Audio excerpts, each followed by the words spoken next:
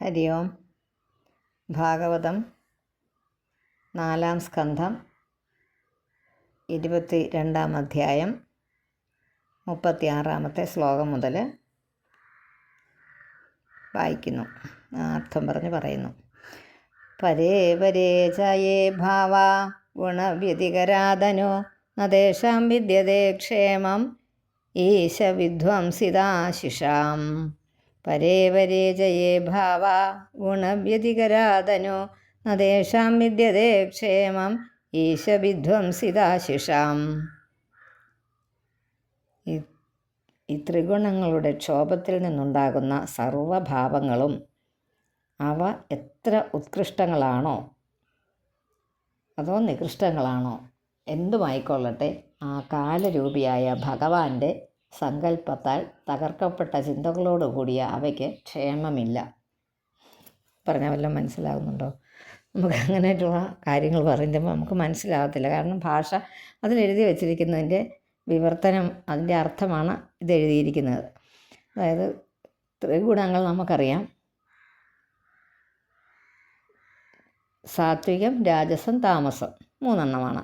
അത് 3ഉം ഒരേപോലെ നിൽക്കുന്ന സമയത്ത് നിശ്ചലമാണ്. സകലതും നിശ്ചലമാണ്. പ്രകൃതി, പുരുഷൻ ഒന്നുമില്ല.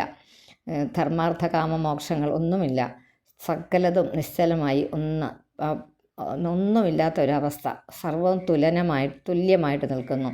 ഇതിലൊന്നിന്, ഈ 3 കാര്യങ്ങളിൽ, 3 ത്രിഗുണങ്ങളിൽ ഒന്നിനൊരു അല്പം, അതായത് അങ്ങോട്ടോ ഇങ്ങോട്ടോ ഒരു ഭേദം വന്നാൽ അപ്പം തുടങ്ങുകയായി ഓരോരോ കാര്യങ്ങൾ സ്റ്റാർട്ട് ചെയ്യും. നമ്മൾ പറയുക ആരംഭിക്കുകയായി ഒന്ന്. അപ്പോൾ ആ ത്രിഗുണങ്ങളുടെ ക്ഷോഭം, അതായത് ഏതെങ്കിലും ഇത്തിരി ഒന്ന് കൂടുകയോ മറ്റൊന്ന് കുറയുകയോ ചെയ്താൽ എല്ലാ ഭാവങ്ങളും അവ എത്ര നല്ലതാണോ, അത് സാത്വിക ഗുണം നല്ലതാണെന്ന് നമ്മൾ പറയും. സത്വഗുണം വർദ്ധിപ്പിച്ചു കൊണ്ടുവരികയാണ് ഒരു സാധകൻ ചെയ്യേണ്ടതെന്ന് പറയാറുണ്ട്. എന്ന് പറഞ്ഞാൽ അതാണെങ്കിലും ഒന്ന് ഉയരുകയാണെങ്കിൽ അപ്പോൾ അവിടെ സംഭവിക്കുന്നത് എന്താ? മറ്റേതൊന്ന് കുറഞ്ഞു അല്ലേ? ആ രാജസം ഒന്ന് കുറഞ്ഞു, സാത്വികം ഇത്തിരി വർദ്ധിച്ചു. അപ്പോൾ അവിടെ ഒരു മാറ്റം വന്നു. അങ്ങനെയുള്ള അതൊക്കെ ഈ ഭഗവാന്റെ സങ്കല്പങ്ങൾ കൊണ്ട് അതുകൊണ്ട് ഇല്ലാതാക്കിയവയാണ് അതെല്ലാം. അങ്ങനെയുള്ള ചിന്തകൾ ഇല്ലാതാക്കിയ ആ കാര്യങ്ങൾ, അങ്ങനെയുള്ളവയ്ക്ക് ഒരു ക്ഷേമമില്ല. ക്ഷേമം എന്ന് പറഞ്ഞാൽ സന്തോഷം, ഒരു സന്തോഷകരമായ ഒരു കാര്യം അല്ല. അതാ. അപ്പോൾ അത് ഒരുപോലെ നിൽക്കുകയാണെങ്കിൽ കുഴപ്പമില്ലെന്ന് പറഞ്ഞു. പക്ഷേ ഇതിനൊരു ക്ഷോഭമുണ്ടാകുമ്പോഴാണ് പ്രകൃതി പതുക്കെ ഒന്നിൽ നിന്ന് തുടങ്ങി ഒന്നിലോട്ട് മാറി പ്രപഞ്ചം നിർമ്മിക്കപ്പെടുന്നത്.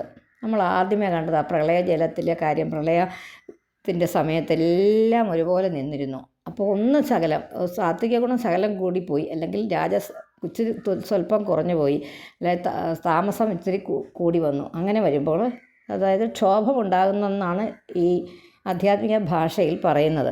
അപ്പോൾ അതിനൊരു ഒരു വ്യതിചലനം, ഒരു ചലനം ഉണ്ടാകുമ്പോൾ ഈ സാത്വിക, രാജസ, താമസ ഭാവങ്ങൾ ഒരേ നിലയിൽ നിൽക്കുമ്പോൾ ഒന്നും സംഭവിക്കുന്നില്ല. പക്ഷേ ശകലം കൂടുമ്പോൾ എല്ലാം വ്യത്യസ്തമാകുന്നു. അങ്ങനെയുള്ള അതുകൊണ്ട് ഭഗവാന്റെ സങ്കല്പം കൊണ്ട് പലതും ഇവിടെ ഉണ്ടാക്കപ്പെടുന്നു. അതിനൊന്നും ക്ഷേമമില്ല എന്നാണ് പറയുന്നത്. അതിനൊന്നും ക്ഷേമമില്ല, എപ്പോഴും ദുഃഖമായിരിക്കും. ഭഗവാനാണ് സത്യം എന്ന് നമ്മൾ പറഞ്ഞു. ആ സത്യത്തിലോട്ട് എത്താനുള്ള വഴികളാണ് ഈ പറയുന്നത്. അത് വളരെ ഗഹനമായുള്ള കാര്യങ്ങളാണ്, ഉപദേശങ്ങളാണ് പറഞ്ഞു കൊടുക്കുന്നത്. അത് പറയുന്നതായും കേൾക്കുന്നതും അതിന് തുല്യരായതുകൊണ്ട് ഇങ്ങനെ പറഞ്ഞു പോകുന്നു. നമ്മുടെ ഭാഷയിൽ നമുക്ക് കുറച്ചുകൂടി ലളിതമാക്കിയേ പറയാൻ പറ്റൂ. തത്വം നരേന്ദ്ര ജഗദാമഥ തസ്തുഷാം ച ദേഹേന്ദ്രിയാസു ധിഷണാത്മഭിരാവൃതാനാം യക്ഷേത്ര വിത്തപദയാ ഹൃദി വിശ്വഗാവി പ്രത്യക്ഷകാസ്തി ഭഗവാൻ തമവേഹി സോസ്മി. അത് പറയുമ്പോൾ ഒന്നുകൂടെ വായിക്കാം. ആ വാക്കുകളൊക്കെ നമുക്കൊന്ന് പരിചയപ്പെടണം. തത്വം നരേന്ദ്ര ജഗദാമഥ തസ്തുഷാം ച ദേഹേന്ദ്രിയാസു ധിഷണാത്മഭിർ ആവൃതാനാം യക്ഷേത്ര വിത്തപദയാ ഹൃദി വിശ്വഗാവി പ്രത്യഗ് ചകാ അസ്തി ഭഗവാൻ തമവേഹി സോസ്മി. കിട്ടിയില്ലേ എല്ലാം? ഒന്നുകൂടെ ഒന്നിച്ച് വായിക്കാം. തത്വം നരേന്ദ്ര ജഗതാമഥ തസ്തുഷാം ച ദേഹേന്ദ്രിയാസു ധിഷണാത്മഭിരാവൃതാനാം യക്ഷേത്ര വിത്തപതയാ ഹൃദി വിശ്വഗാവിഃ പ്രത്യക്ഷകാസ്തി ഭഗവാൻ തമവേഹി സോസ്മി. അതുകൊണ്ടല്ലയോ രാജാവേ, ഇവിടെ വിളിക്കുന്ന നരേന്ദ്ര. നരേന്ദ്ര എന്ന് പറഞ്ഞാൽ രാജാവ്, നരന്മാരുടെ ഇന്ദ്രൻ രാജാവ്.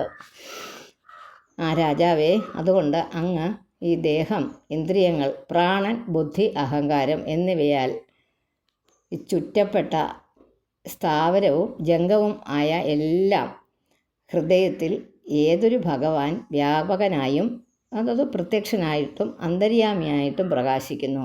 അദ്ദേഹത്തെ ജീവാത്മ പരമാത്മ ഭേദമില്ലാതെ തന്നെ അറിയുക എന്ന് വെച്ചാൽ, രാജാവേ, അതുകൊണ്ട് അങ്ങ് എന്തൊക്കെയാണുള്ളത്? ഒന്ന് ദേഹം. ആ ദേഹത്തിലുള്ളത് എന്തൊക്കെയാണ്? 5 കർമ്മേന്ദ്രിയങ്ങളും 5 ജ്ഞാനേന്ദ്രിയങ്ങളും. അതിൻ്റെ കൂട്ടത്തിൽ പ്രാണൻ അതിൻ്റെ കൂടെ ഉള്ളതാണ്. എന്തൊക്കെയാണ്? പ്രാണൻ, ബുദ്ധി, അഹങ്കാരം. അതിൻ്റെ കൂടെ അതിൻ്റെ ചുറ്റിനുമുള്ളതോ സ്ഥാവര ജംഗമങ്ങളായ എല്ലാം. എന്നുവെച്ചാൽ സ്ഥാവരം സ്ഥിരമായിട്ടുള്ളതും മാറുന്നതും ചലവും അചലവുമായ എല്ലാം സ്ഥാവര ജംഗമങ്ങളുടെ എല്ലാം ഹൃദയത്തിൽ ഏതൊരു ഭഗവാൻ വ്യാപകനാണ് എന്ന് വെച്ചാൽ എപ്പോഴും പ്രകാശിച്ചുകൊണ്ട് ഒന്നിരിപ്പുണ്ട് അല്ലേ? ഭഗവാൻ ഇരിപ്പുണ്ട് എന്ന് വെച്ചാൽ ഭഗവാൻ എന്നിവിടെ നമ്മൾ പറയുന്നത് ആ ബ്രഹ്മം അല്ലെങ്കിൽ ആത്മാ, പ്രാണൻ എന്നൊക്കെ പറയുന്നുണ്ട്, പേരിട്ട് പറയുന്നുണ്ട്. അതാണ് ആ ഭഗവാന് പ്രത്യക്ഷനായിട്ടും ഇരിപ്പുണ്ട്, അപ്രത്യക്ഷനായിട്ടും, അതായത് അന്തര്യാമിയായിട്ടും അകത്ത് ഉള്ളിൽ പ്രകാശിക്കുന്നു. അദ്ദേഹത്തിന് അദ്ദേഹം എന്ന് പറഞ്ഞാൽ ആ ദേഹത്തിന് എന്തില്ല? ജീവാത്മാ പരമാത്മാ ഭേദങ്ങൾ ഇല്ല എന്നറിയുക. അതിന് ഒരു ഭേദവുമില്ല. ജീവാത്മാവാണെന്നോ ഞാൻ ജീവനുള്ളതാണെന്നും മറ്റേത് അന്യനാണെന്നും ഞാനെന്നും നീയെന്നുമുള്ള ഭാവം, ജീവാത്മാ പരമാത്മാ ഭാവങ്ങൾ ഇല്ല ആ സത്യത്തിന്. ഏതിനാ? നമ്മൾ മുമ്പ് പറഞ്ഞ ഈ ഇതായ ഭഗവാൻ സ്ഥാവര ജംഗമങ്ങളുടെ എല്ലാ ഹൃദയത്തിൽ ഏതൊരു ഭഗവാൻ എപ്പോഴും എല്ലായ്പ്പോഴും സ്ഥിരമായി ഒരു മാറ്റവുമില്ലാതെ സദാ നിലനിൽക്കുന്ന ഒന്ന് ഉണ്ട്. അത് നമ്മുടെ ജീവനിൽ നമ്മളുടെ ഉള്ളിലുമുണ്ട്, പുറത്തുമുണ്ട്. അപ്പോൾ അത് രണ്ടല്ല, അത് ഒന്നാണ്. ഇതാണ് ജീവാത്മാവും പരമാത്മാവും അല്ലേ? ജീവാത്മാ പരമാത്മ എന്ന് നമ്മൾ പറയാറുണ്ട്. അങ്ങനെ ഒന്നില്ല, അതിൻ്റെ ഭേദമേ ഇല്ലാത്ത അത് ആണ് എന്നറിയുക. അതാണ് ഭഗവാൻ എന്നറിയുക. യത്പാദപങ്കജ അല്ല, അതിൻ്റെ 38 വായിക്കണം അല്ലേ? യസ്മിന്നിദം സദസദാത്മതയാ വിഭാതി മായാവിവേകവിധുതി സജീവാഹി ബുദ്ധി തം നിത്യമുക്തപരിശുദ്ധവിബുദ്ധതത്വം പ്രത്യൂഢകർമ്മ കലില പ്രകൃതിം പ്രപദ്യേ. വാക്കുകളൊക്കെ ഒന്ന് ഇതാകണം, ശരിയാക്കാനുണ്ട്. യസ്മിന്നിദം സദസദാത്മതയാ വിഭാതി മായാ വിവേക വിധുതി സ്രജി അഹിബുദ്ധി തം നിത്യമുക്ത പരിശുദ്ധ വിബുദ്ധതത്വം പ്രത്യൂഢ കർമ്മ കലില പ്രകൃതിം പ്രപദ്യേ എന്നാണ് വായിക്കേണ്ടത്. യാതൊന്നിലാണോ മായ തന്നെ കാര്യവും കാരണവുമായ ഭാവത്തിൽ ഇരിക്കുമ്പോൾ ജ്ഞാനം ഉണ്ടാകുന്ന സമയത്ത് നശിക്കുന്നു. ഏതാ? ഈ മായ. ഈ പ്രപഞ്ചമായി മാലയിൽ സർപ്പമാണെന്ന ഭ്രമം പോലെ പ്രകാശിക്കുന്നു. നിത്യമുക്തവും നിത്യശുദ്ധവും നിത്യബുദ്ധവും എന്നുവെച്ചാൽ നിത്യം ബോധമുള്ളവൻ എന്നുള്ള അർത്ഥമാണ്. മറ്റേത് നിത്യമുക്തൻ, എപ്പോഴും മുക്തനായിട്ടിരിക്കുന്നവനും നിത്യശുദ്ധനും എപ്പോഴും ശുദ്ധമായിട്ടിരിക്കുന്നതും ആയിട്ടുള്ള കർമ്മം കൊണ്ട് മലിനമായി തീർന്ന പ്രകൃതിയെ അതിക്രമിച്ചതുമായ ആ ഭഗവാനെ ഞാൻ ശരണം പ്രാപിക്കുന്നു. ഏത് ഭഗവാനെയാണ് ശരണം പ്രാപിക്കുന്നതെന്നാണ് ഇവിടെ പറഞ്ഞത്. ആ ഭഗവാന്റെ ഗുണങ്ങളിൽ പല കാര്യങ്ങൾ ഇതിനു മുമ്പും ആവർത്തിച്ചിട്ടുണ്ട്, ഇനിയും വരാൻ ഉള്ളിടത്തും പറയുന്നുണ്ട് ഈ കാര്യങ്ങളൊക്കെ തന്നെ. മായ എന്നാണ് പറയുന്നത്. ഈ മായ കാര്യകാരണഭാവത്തിൽ, കാര്യവും കാരണവും എന്തിനും ഒരു കാര്യമുണ്ട് അല്ലേ? ഇന്നതിന് എന്നുള്ളൊരു കാര്യമുണ്ട്, അതിനൊരു കാരണവുമുണ്ട്. അപ്പോൾ ആ മായ ജ്ഞാനോദയത്തിൽ നശിക്കുന്നു. ഈ മായ എന്ന് പറയുന്നത് ജ്ഞാനം ഉണ്ടാകുമ്പോൾ ഇല്ലാതാകുന്നു. മായ എന്ന് പറഞ്ഞാൽ എന്താണ്? അത് ആദ്യം നമുക്ക് ഒന്ന് നോക്കാം. മായ എന്ന് പറയുന്നത് നമ്മൾ ഈ സകലം ഇവിടെ എപ്പോഴും നമ്മളുടെ ചുറ്റിനും കാണുന്ന എല്ലാം സത്യമാണ്, ഇതുള്ളതാണ് എന്ന് തോന്നിക്കുന്നു നമുക്ക് അല്ലേ? ഇത് കാണുന്നതെല്ലാം ഈ ലോകത്തിൽ കാണുന്നതായിട്ട് നമ്മൾ കാണുന്നതും കേൾക്കുന്നതും അറിയുന്നതും ആയിട്ടുള്ള സകലതും മായ ആണെന്നാണ് ഇവർ പറയുന്നത്. അതില്ല എന്നാണ്. അങ്ങനെ ഒരു കാര്യം ഉണ്ടായിട്ടില്ല, ഇവിടെ ഈ കാണുന്ന ഒന്നും ഉണ്ടായിട്ടില്ല എന്ന്. അതാണ് കാര്യകാരണ. ഇവർ ഇതിനകത്ത് ഈ പറഞ്ഞ കാര്യത്തിലെഴുതി കാര്യകാരണഭാവത്തിൽ ഈ മായ തന്നെ ഈ കാണുന്നതൊന്നും ഇല്ലാത്തതാണെന്ന് മനസ്സിലാക്കുന്നു. എപ്പോഴാണ് മനസ്സിലാക്കുന്നത്? ജ്ഞാനോദയത്തിൽ നശിക്കുന്നു. ആ ബോധം എന്നത് അതുണ്ടെന്നുള്ള ബോധം നശിക്കുന്നു. ജ്ഞാനോദയത്തിൽ, ജ്ഞാനത്തിൻ്റെ ഉദയത്തിൽ, ജ്ഞാനം ഉണ്ടാകുമ്പോൾ, അറിവുണ്ടാകുമ്പോൾ, ഈ ആധ്യാത്മിക ഭാഷയിൽ ജ്ഞാനം ഉണ്ടാകുമ്പോൾ എന്ന് പറഞ്ഞാൽ നമുക്ക് ബോധം ഉണ്ടാകുമ്പോൾ, നമുക്ക് അറിവുണ്ടാകുമ്പോൾ, നമുക്കത് മനസ്സിലാകുമ്പോൾ ഇത് മായയാണ്, ഈ കാണുന്നതൊന്നും സത്യമല്ല, ഇതെല്ലാം ഇല്ലാത്തതാണ് എന്ന് പറഞ്ഞാൽ ഇതൊക്കെ ബുദ്ധിയിൽ മനസ്സിലാക്കാവുന്നേ ഉള്ളൂ കേട്ടോ. ഈ പറയുന്നതൊക്കെ വാക്കുകളാണ്, പക്ഷേ നമ്മളത് മനസ്സിലാക്കണം. ഇതാണ് കാര്യമെന്ന്. ഇപ്പം നമ്മളോടായാലും ചോദിച്ചാലും നമുക്കൊന്ന് മനസ്സിലാക്കി പറയണമല്ലോ, അതിന് വേണ്ടിയിട്ട് പറയാവുന്നേ ഉള്ളൂ. ഈ കാണുന്നതൊക്കെ മായയാണ്, ഇതില്ലാത്തതാണെന്ന് പറഞ്ഞാൽ നമ്മൾ പുസ്തകം കൈകൊണ്ട് എടുക്കാൻ പറ്റുന്നില്ല, അതിന് വെയിറ്റ് ഉണ്ട്, അപ്പോൾ അത് പുസ്തകമാണ്, അതുണ്ടതവിടെ ഇല്ലേ? അതുപോലെ ഓരോ കാര്യങ്ങളും പറഞ്ഞാൽ അത് മായ എന്ന് പറയുന്നത് ഇല്ലാത്തതാണ് എന്ന് ആണ് സമർത്ഥിച്ച് അവർ പറയുന്നത്. അവരെന്ന് പറയുന്നത് ഞാനിത് പറയുമ്പോൾ ഞാൻ ഒരിക്കലും അവരെന്ന് പറയരുത്, ഞാനാണിത് പറയുന്നത് ഇപ്പോൾ. അപ്പോൾ അത് മായയാണ്, ഈ കാണുന്നതൊക്കെ സത്യമല്ല. അതെപ്പോഴാണ് മനസ്സിലാകുന്നത് സത്യമല്ലെന്ന്? ഇപ്പോഴൊക്കെ നമുക്ക് മനസ്സിലാകുന്നത് ഇത് സത്യമാണെന്ന് ഓർത്തിരിക്കുന്നത് ജ്ഞാനോദയത്തിൽ, അതായത് ജ്ഞാനത്തിലേക്ക് ഉണരുമ്പോൾ, അറിവിലേക്ക് ഉണരുമ്പോൾ നമ്മളിതൊക്കെ ഇല്ലാത്തതാണ്, ഇത് സത്യമല്ല എന്ന് മനസ്സിലാക്കുന്നു. വേറെ എന്തോ, എല്ലാത്തിൻ്റെ ഒന്നേ ഉള്ളൂ, ആ പരമമായ സത്യം അത് മാത്രമേ ഉള്ളൂ. ഇതെല്ലാം ഓരോന്നോരോന്നായിട്ട് നമുക്ക് തോന്നിപ്പിക്കുന്നതാണ്. അതിനൊരു ഉദാഹരണമായിട്ട് എപ്പോഴും പറയുന്നത് നമ്മുടെ ഉറക്കത്തെയാണ്. ഉറക്കത്തെ നമ്മളൊരു സമാധി ആയിട്ടിരിക്കുന്ന അവസ്ഥയായിട്ട് കരുതുക. അപ്പോഴും നമ്മൾ പറയുന്നുണ്ട്, ഉണരുമ്പോൾ നമ്മൾ പറയുന്നുണ്ട് ഞാൻ ഉണർന്നു, ഞാൻ സുഖമായി ഉറങ്ങി എന്ന് പറയുന്നുണ്ട്. അപ്പോൾ ഉറക്കമാണ് എല്ലാവരും ഉദാഹരണമായിട്ട് പറയുന്നത്, ആചാര്യന്മാരെല്ലാവരും പറയുന്നത്. ആ ഉറക്കം ഇടയ്ക്കിടയ്ക്ക് നമുക്ക് കിട്ടുന്ന ആ സമയം, നമ്മൾ സുഖമായി ഉറങ്ങുന്ന പൂർണ്ണ സുഷുപ്തിയിലിരിക്കുന്ന സമയം, നമ്മൾ ശരിക്കും ആ ജീവാത്മാവും പരമാത്മാവും ഒന്നുമല്ല, ആ ഭഗവാൻ ഈശ്വരനായിട്ട് ആ ഒറ്റ ഞാനും നീയും എന്നുള്ള ആ ഭേദമില്ലാതെ ഇരിക്കുന്ന അവസ്ഥയിലാണ് നമ്മൾ ഉറങ്ങുന്നത്. ആ ഉറങ്ങുമ്പോൾ നമ്മൾ സ്വപ്നം കാണാറുണ്ട്, സുഷുപ്തിയിൽ സ്വപ്നം കാണാറുണ്ട്. ആ സ്വപ്നങ്ങളിൽ എപ്പോഴാണ് നമുക്ക് ആ സ്വപ്നത്തിൻ്റെ തീവ്രത, പലതരം സ്വപ്നങ്ങൾ കാണുന്നുണ്ടല്ലേ, പലതരത്തിൽ. നമുക്ക് വേദന ഉണ്ടാക്കുന്ന തരം സ്വപ്നം കാണാറുണ്ട്. അതുപോലെ നമുക്ക് മനസ്സുകൊണ്ട് പോലും നമുക്ക് ദുഃഖം തോന്നിക്കുന്നത്, വിഷമം തോന്നിക്കുന്നത് ഉള്ളതുണ്ട്. അതുപോലെ ഭയപ്പെടുത്തുന്ന സ്വപ്നങ്ങൾ കാണാറുണ്ട്. ഇതൊക്കെ ആ സ്വപ്നം കാണുമ്പോൾ അത് സത്യമല്ലെന്ന് നമുക്ക് തോന്നാറുണ്ടോ? ഇല്ല.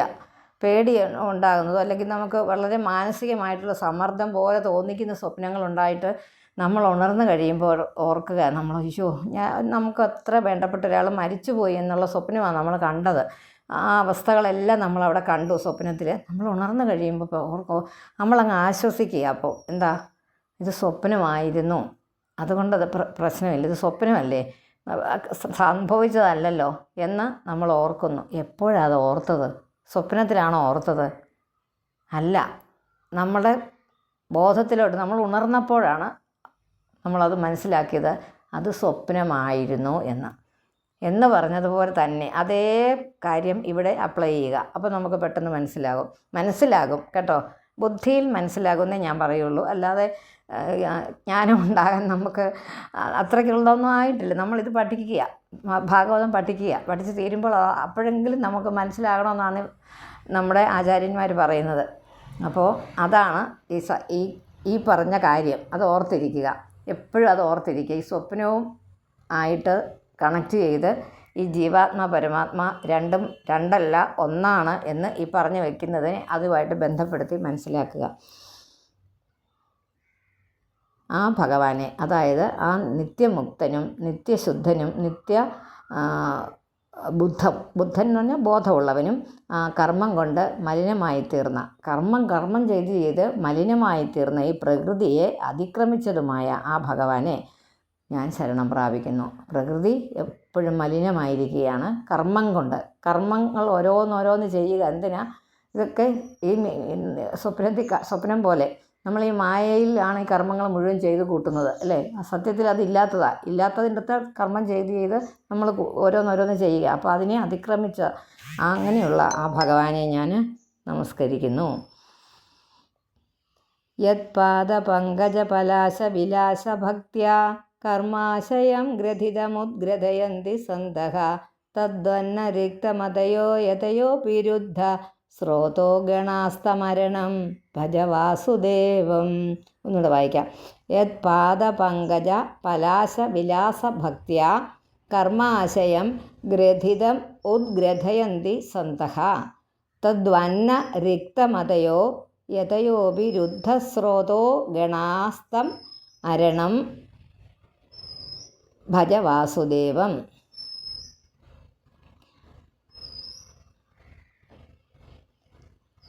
ആ സജ്ജനങ്ങളായിട്ടുള്ളവർ പാദപങ്കജ, ആരുടെ പാദങ്ങളിലാണോ ആ പാദമാണോ സ്മരിക്കുന്നത്, ആ കാന്തി, ഭഗവാന്റെ ആ പാതാരബിന്ദങ്ങളുടെ കാന്തി സ്മരിക്കുന്നത് കൊണ്ട് ഇല്ലാതെ അഹങ്കാരഗ്രന്ഥിയെ ഞാൻ എന്ന് പറഞ്ഞാൽ ഞാനെന്ന് പറയുന്നത് വേറൊന്ന്, ഭഗവാൻ എന്ന് പറയുന്നത് വേറൊന്ന് എന്ന് മനസ്സിലാക്കുന്ന ആ ഞാൻ എന്ന അതിനെ ഭാവത്തിനെ വളരെ നിസ്സാരമായിട്ട് പൊട്ടിച്ചു കളയുന്നു.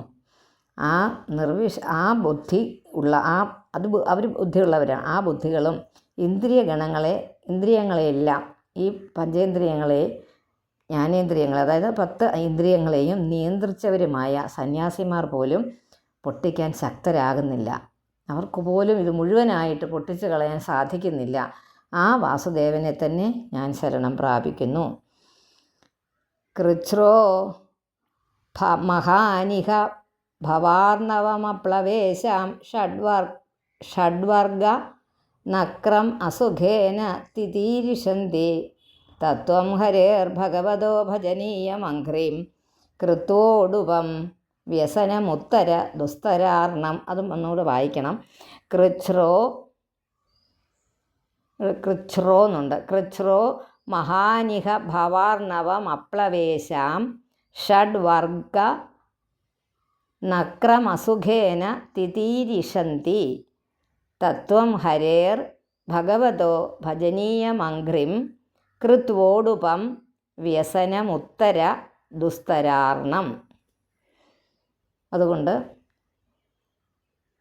ഈ അതായത് ഈ ജീവിതമാകുന്ന ഈ സംസാരത്തിൽ നമ്മളിപ്പോൾ കിടന്നുഴലുന്നതായ ഈ ജീവിതത്തിൽ നിന്ന് കടക്കാൻ ഭഗവാനെ ആശ്രയിക്കാത്തവർക്ക് അത് കടക്കുന്നത് വളരെ ക്ലേശമാണ്. ഭഗവാനെ ആശ്രയിച്ചാൽ ഇത് നിഷ്പ്രയാസം ഈ സംസാരക്കടലിനെ നമുക്ക് മറുകര എത്താൻ നമുക്ക് സാധിക്കും. പക്ഷേ അല്ലാത്തവർക്ക് അത് വളരെ ക്ലേശമാണ്. ഇവർ ചെയ്യുന്നത് എന്താണെന്ന് വെച്ചാൽ ഇന്ദ്രിയങ്ങളാകുന്ന മുതലകളോടുകൂടിയ ഈ സംസാരാർണവത്തെ, സംസാരമാകുന്ന കടലിനെ വളരെ ക്ലേശിച്ച് കടക്കാൻ ആഗ്രഹിക്കുന്നു. ഈ മുതലകളുണ്ട് ഇതിനകത്ത്. ആ മുതലകളോട് കൂടിയ ആണ് ഈ കടൽ കിടക്കുന്നത്. ആ മുതലകൾ എപ്പോഴും നമ്മളെ ഉപദ്രവിക്കാൻ സന്നദ്ധരായിട്ട് നിൽക്കുകയാണ്. അങ്ങനെയുള്ളപ്പോൾ എങ്ങനെ ഇതിനെ കടക്കാൻ പറ്റും? ആ മുതലകളെ ഇല്ലാതാക്കിയാലേ അത് പറ്റത്തുള്ളൂ. അതുകൊണ്ട് അങ്ങ് ഭഗവാന്റെ സർവ്വസേവ്യമായ ആ പാദപത്മം തോണിയാക്കി, ആ പാദപത്മത്തെ, ആ ഭഗവാന്റെ പാദങ്ങളിൽ അങ്ങ് ശരണാഗതി പ്രാപിക്കുക. എന്നിട്ട് അതിനെ തോണിയാക്കി സങ്കല്പിച്ചിട്ട് ഈ ദുഃഖാത്മകമാണ് എപ്പോഴും അല്ലേ, ഓരോ തരത്തിലുള്ള ദുഃഖങ്ങൾ വളരെ ബുദ്ധിമുട്ടേറിയതുമായ ഈ സംസാര സമുദ്രത്തെ കടന്നു പോവുക. അതാണ് ആ പറഞ്ഞ ആ കൃച്ഛ്രോ മഹാനിഹ ഭവാർണവം, അർണവം എന്ന് പറഞ്ഞ കടൽ, പ്ലവേശാം ഷഡ്വർഗ നക്രം, ആ മുതല സുഖേന തിതീരിഷന്തി, വളരെ ഈസി ആയിട്ട് കടന്നു പോകാം നമുക്ക്. തത്വം ഹരേർ ഭഗവതോ ഭജനീയം അഘ്രിം, അഘ്രിം എന്ന് വെച്ചാൽ പാദപത്മങ്ങളെ, അതിനെ ആശ്രയിക്കുക. കൃത്വോടുപം വ്യസനമുത്തര ദുസ്തരാർണം, വളരെ ദുസ്തരമായ ഈ കടലിനെ കടക്കാൻ, ദുഃഖകരമായ ഇതിനെ കടക്കാൻ ഒരു പ്രയാസവുമില്ലാതെ, അല്ലാത്തവർക്ക് പ്രയാസമാണ്, ഭഗവാന്റെ പാദസേവ ചെയ്യുക, അതോടുകൂടി അത് കടക്കാൻ നമുക്ക് എളുപ്പമാകും. ഹരി ഓം.